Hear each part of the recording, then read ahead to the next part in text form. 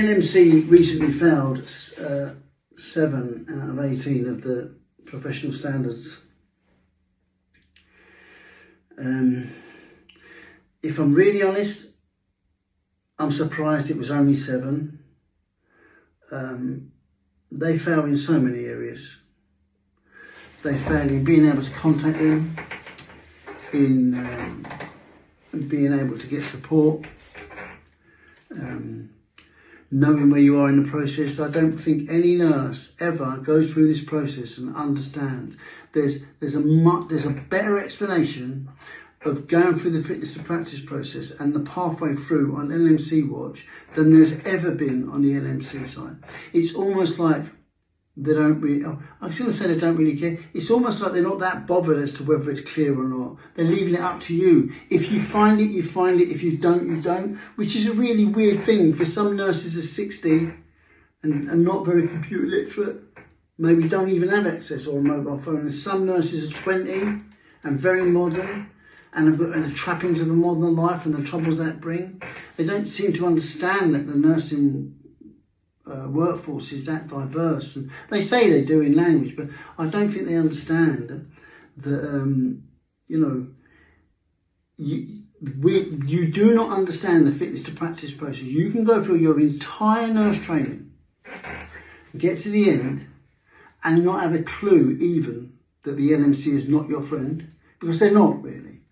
They want to be, they say they are, they set the standards and they come out with all this stuff. But if you get in trouble, they're the last person to help you. They're not the ones who are going to help you. They're the ones who are going to help the public sanction you. So they're not really on your side. So, I think they failed in a lot of areas. They fail in their insight, in their understanding. They fail in their understanding of nurses. They fail in the diversity of the workforce. They fail. I did a piece of work recently, a few years ago now, about nurses were getting abused at work. Black nurses were getting abused at work, and they were on nights. And people were saying derogatory things like, "There's more money on nights," and then, "Why do they work together?" and stuff. When I investigated it, it turns out that on nights they got abused less. They got called names less.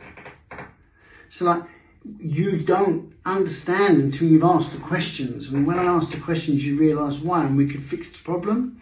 So, we've got a really, really diverse workforce, but the one characteristic in nursing they don't take account of is the traumatised who've had their identity ripped out. That's the essential type of person they need to understand. And they understand how to rip it out and how to traumatise, but they don't understand that person very much at all and what they need.